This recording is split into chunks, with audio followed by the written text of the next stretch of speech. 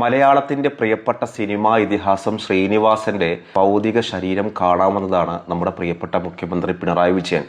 ആ സമയത്ത് ശ്രീനിവാസന്റെ മകൻ ധ്യാൻ ശ്രീനിവാസൻ ബഹുമാനപൂർവ്വം എഴുന്നേറ്റില്ല എന്ന് പറഞ്ഞിട്ടാണ് സോഷ്യൽ മീഡിയയിൽ ഒരു വിഭാഗം ആളുകൾ വളരെ മോശം രീതിയിൽ പ്രതികരിക്കുന്നത്.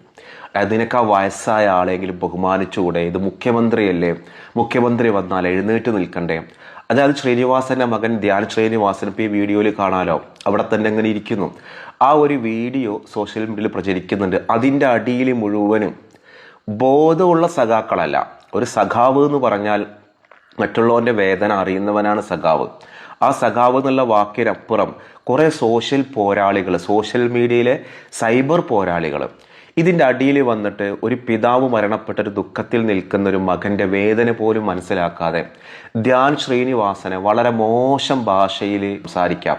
ഇവനൊക്കെ എന്ത് സഖാവാണ്? എന്താണ് ഇപ്പോൾ ഒരു മരണപ്പെട്ട വീട്ടിൽ പിണറായി വിജയൻ വന്നു കഴിഞ്ഞാൽ എല്ലാവരും അദ്ദേഹത്തെ തൊഴുകയോടെ സ്വീകരിക്കണം എന്നാണോ? ഓരോരുത്തരുടെ മനോവ്യാപാരങ്ങളെ കുറിച്ച് മനസ്സിലാക്കാനുള്ള ഒരു മിനിമം കോമൺ സെൻസ് എങ്കിലും ഇല്ലേ?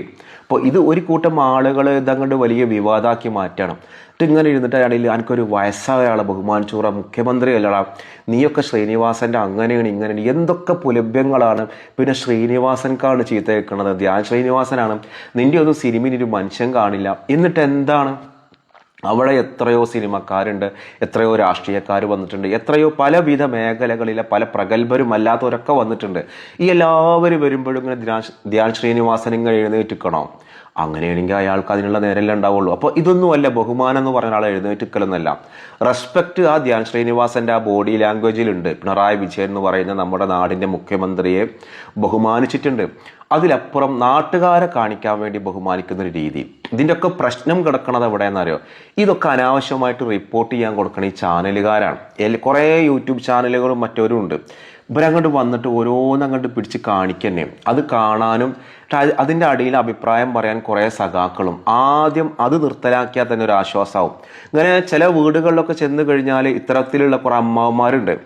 അമ്മമാർ വന്നപ്പോൾ എഴുന്നേറ്റുന്നില്ലല്ലോ. ആ സ്വഭാവമുള്ള ആളുകളാണ് സോഷ്യൽ മീഡിയയിൽ ഇത് കിടന്ന് കരയുന്നത്.